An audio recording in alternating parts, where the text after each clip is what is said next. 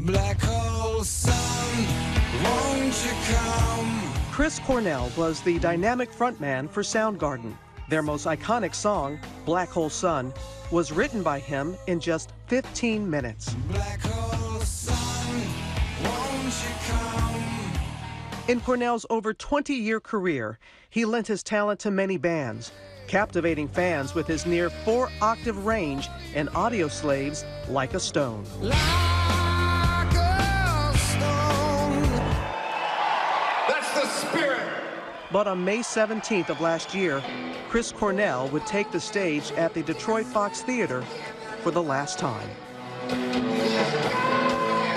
Just a few hours later, he would be found dead. The cause? Asphyxiation, an apparent suicide. In his system were 7 different drugs, which his wife Vicky believes contributed to him taking his own life. I don't think that he could make any decisions because of the level of impairment. And while medical examiners say it was suicide, Vicky blames the cocktail of drugs interacting badly that made him take his life, something she believes he would have never done sober. He loved his life. He would never have ever left this world. Chris Cornell was severely impaired, and with the medications that were in his system that night, he did not have the mental capacity to decide to leave this world on his own. Now Vicky has made it her mission to prevent this from happening to other families. Vicky teamed up with addiction advocate Jessica Hulsey-Nickel to launch the Addiction Resource Center. Addiction impacts your brain. It's a brain disorder. It is an illness, and that the illness can change behaviors and priorities. Tell us a little bit more about the type of father and husband he was. I mean, the kids were his everything. Our family was his everything. As soon as he got off stage, he was a dad. He was a regular dad.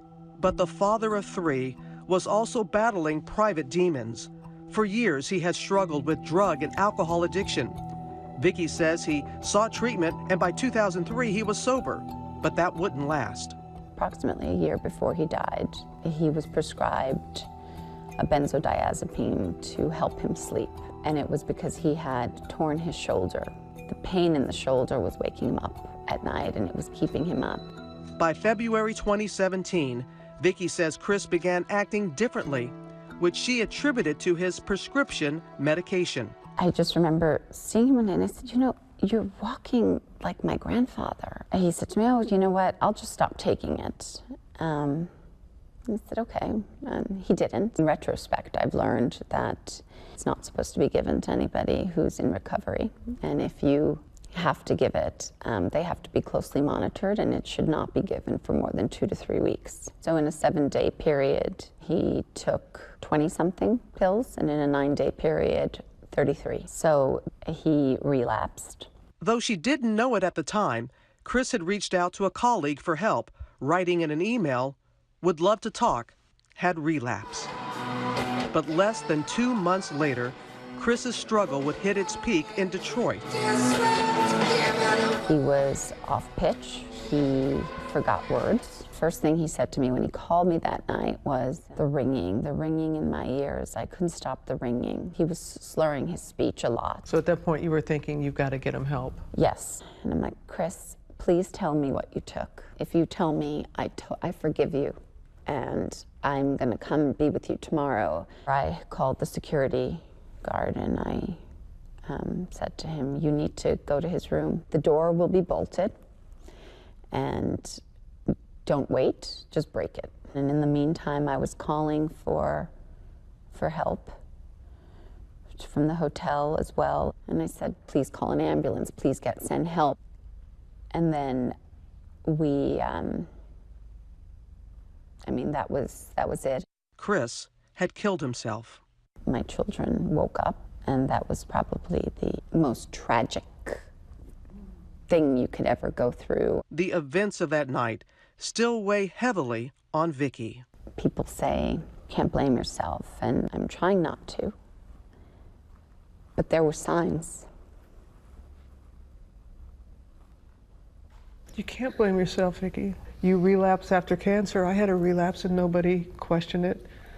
Why is it when you have an addiction, which is an illness, why is it any different? It's not. people don't recognize it as a disease. And I feel guilty of the same thing. What is your message about addiction to help people better understand? I think that there's so much stigma around addiction, and I think it's time that we get away from that. And my husband was the furthest thing from a rock star junkie. He just wasn't. He was the best husband, the greatest father. I lost my soulmate and the love of my life. For Nightline, I'm Robin Roberts in New York. Hi everyone, George Stephanopoulos here. Thanks for checking out the ABC News YouTube channel. If you'd like to get more videos, show highlights, and watch live event coverage, click on the right over here to subscribe to our channel, and don't forget to download the ABC News app for breaking news alerts. Thanks for watching.